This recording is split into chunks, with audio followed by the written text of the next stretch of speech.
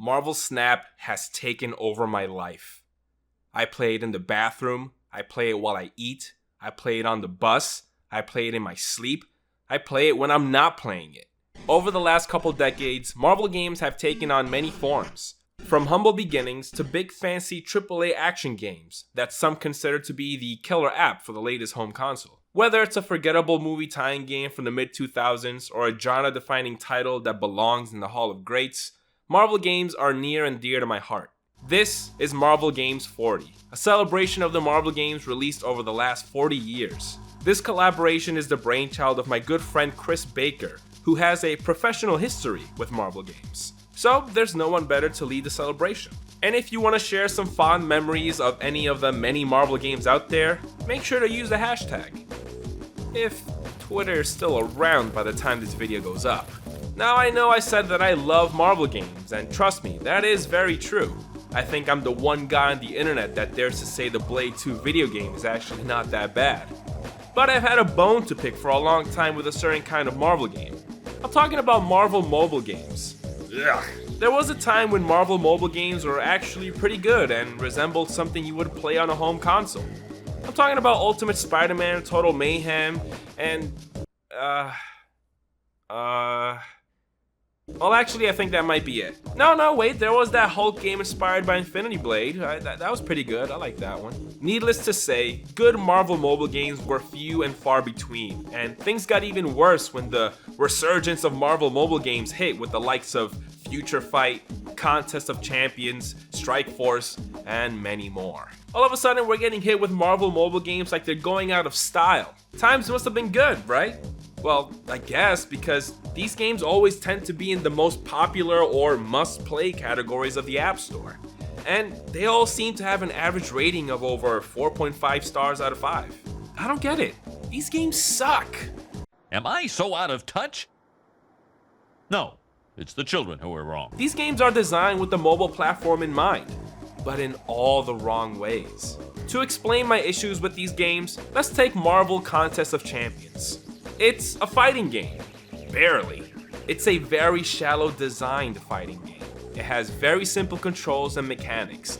None of the intricate inputs or deep systems that give proper fighting games that competitive edge that will forever make them important in the gaming landscape. What I mean when I say these games are designed with all the wrong parts of the mobile platform in mind is that they're more interested in giving you that quick fix of dopamine that comes with hitting a big claim button and seeing one of your many fictional currency counters skyrocket, or seeing a loud and shiny graphic play every time you level up one of your heroes, or worse, achieving those pre-stated dopamine hits with the help of microtransactions.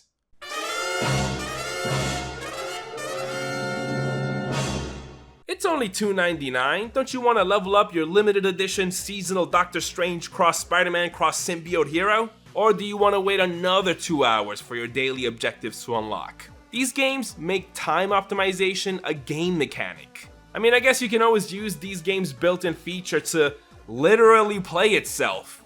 I know the world is a pretty messed up place today, but how did we get here? Want a turn-based strategy Marvel game where you can team up superheroes from all across the multiverse? Have Marvel Strike Force. Just don't forget to claim your daily offer, your login offer, your premium pass offer, and spend the first 10 minutes getting rid of little red notifications letting you know that you have stuff to claim before you actually play the game. These games should be called Marvel Claim. This sucks because I think smartphones are a legit platform to play quality video games. You can play classics like GTA 3, Vice City, and San Andreas. And frickin' Alien Isolation? What sorcery is this? With support for just about any type of controller, I don't see any reason to talk down on mobile gaming.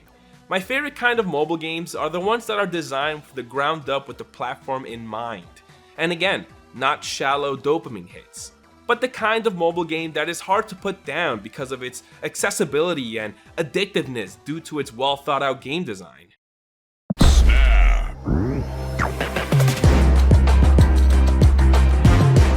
Marvel Snap is the mobile game I've wanted from Marvel all these years. Brought to us by Second Dinner, Marvel Snap is a competitive collectible card game. The elevator pitch would be Hearthstone, but Marvel. It's the kind of game that's really easy to learn, but getting to that heightened level of mastery requires you to thoroughly study your cards to make multiple optimal decks. The goal is simple. There are 3 locations on the board, and all you have to do is win most of these locations by having the highest power on them. Power is contributed by the cards you play on these locations. Cards require a certain amount of energy, depending on how powerful they are. You start off with 1 energy point, and it goes up 1 point at the start of a new round. There are 6 rounds in a match. Where things get really fun is when all the different effects that these locations and cards have come into play. Locations have effects that apply to that specific part of the board, and they're all iconic locales from the Marvel Universe. Wakanda, any cards here can't be destroyed. Gamma Lab, after turn 3, all cards here turn into the Hulk. Seeing your power skyrocket after that one takes effect is always satisfying. Atlantis, if you always have 1 card here, it has +5 power. Pair that up with Namor's ongoing ability of +5 power if this is your only card here, and you have yourself a very appropriate and beneficial combo. That's my favorite thing about this game, sharing those moments with your friends where you get some completely off the wall insane effect that decimates your opponent, or one that completely screws you over. One that made me laugh out loud was when my opponent played Squirrel Girl on Bar Sinister. Squirrel Girl's ability is to add a 1 power squirrel to each other location, and Bar Sinister's effect is that any cards that are played there will be duplicated in that same location. With those factors combined, the result is that your whole side of the board will consist of nothing but 1 power squirrels. How embarrassing. All these characters, deep cut locations, and card abilities that reflect all the heroes and villains' powers make this game feel like a celebration of the Marvel Universe. Like Scarlet Witch's ability to change a location to a different one, showcasing her ability to bend reality. If your Bucky Barnes card is destroyed, it comes back as the Winter Soldier. The creators have genuine love for the Marvel Universe, and it's cool to see that reflected here. This game couldn't have been made at a better time.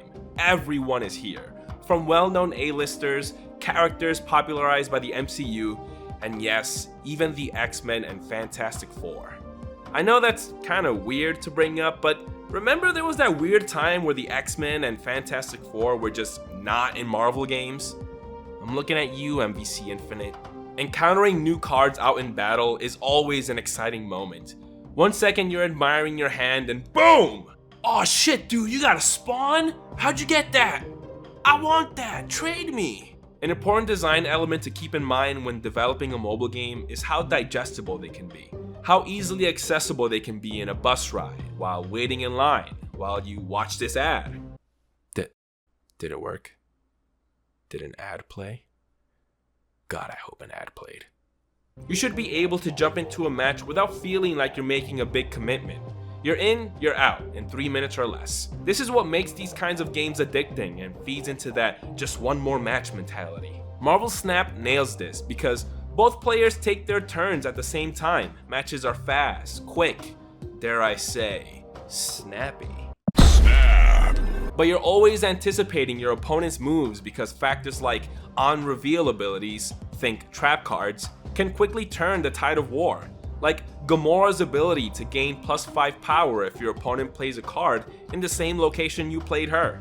While combining cards that complement each other's abilities can help you claim a piece of the board, effectively outmaneuvering your opponent can also mean the difference between victory or defeat. Marvel Snap also has a big emphasis on movement. Cards like Nightcrawler, Vision, and Iron Fist have the ability to move themselves or push other cards to other locations after they've been played. And these cards can help you find loopholes, so to speak, to get them to locations that may not allow cards to be played at. There have been times where I thought I might have been backed into a corner and have been overpowered by my opponent. But shifting my cards to the right places and spreading my power points around helped me claim a victory by the skin of my teeth. Those are the most satisfying wins you can get. Let's talk about the snap mechanic. After all, it's not just a reference to Thanos' Infinity Gauntlet. Snapping during a match is doubling down, going all in and saying, I'm gonna win this. This can potentially quadruple the amount of points you're awarded at the end of the match that go towards your rank. But if you lose, those same amount of points will be deducted from you, potentially even setting you back a rank. If only one player decides to snap, 4 points will be on the table for the winner to claim as opposed to the standard 2 points. But if both players snap, that's 8 points in the pot for the winner to take home. It's a high risk, high reward system. Snapping has to be the spiciest game mechanic I've ever experienced. Because if you snap, oh, I'm gonna snap right back. You think you got what it takes to beat me with that rinky-dink ass deck? Bring it on! And if I snap first and you don't snap back, I'm gonna call you out for the coward you are. You can also retreat from the match if you have a strong feeling that you're gonna lose and want to minimize the amount of points that will be taken. Escape. The game makes you feel good about this by saying you escaped rather than ran away like a punk ass bitch. The snapping mechanic also feeds into the addictive nature of this game, because if you lose a considerable amount of points from your rank because you keep losing in matches you decided to snap in, you're gonna feel like you have to make up for all those points lost. And now you have to weigh your options. Do I want to keep snapping and risk losing even more points? Or do I play it safe and slowly build myself back up? All this without the game ever plaguing your screen with limited time offers, bundle deals, and microtransactions. Don't get me wrong, they are still here, but they don't take precedence over gameplay. Marvel Snap takes a monetization model popularized by Fortnite and many other games, and that's the inclusion of a battle pass. I wouldn't say Marvel Snap is pay to win, because cards are not locked away behind the paywall. You can unlock new cards by boosting cards in your collection. Boosting is a simple cosmetic upgrade that gets more and more pretty with each boost, starting with a frame break that pushes the character on the card past its borders, and eventually getting fancier effects like a holographic background. Okay, you want to talk about dopamine hits? I can sit on my ass all day boosting my cards and seeing those 3D and animated effects be applied to all my children. It's so satisfying. I know I was talking mad shit about cheap dopamine hits earlier, but I can't deny it, I'm sorry. Every time you boost a card, you'll contribute points to your collection level, and at certain tiers you'll unlock a random card. You do need a couple of different currencies to boost cards, but these are earned by just naturally playing the game and completing daily and weekly missions that are actually fun to fulfill. Again, because Marvel Snap is a genuinely fun card game. It's not under the guise of a card game to get you to spend a few bucks here and there on a premium currency, or just be a time killer. If anything, the things that microtransactions grant you quicker access to are cosmetics in the form of avatars, card backs, and best of all, card variants. To me, this is as fun as unlocking extra costumes in a game like Marvel Ultimate Alliance or Spider-Man, because it's always fun to dress up your hero in a wildly different costume or something iconic and recognizable from the comics. That's the case here with Marvel Snap. Many artists have contributed art with all sorts of different styles. You have some that perfectly capture the tone and personality of these characters, but also some that are heavily stylized and unconventional, like this chibi style Punisher. Marvel Snap lives and breathes by its competitive nature. Studying your cards, building optimal decks, and seeking out to be the best are the reasons why you should play this game. Now, you gonna snap or what?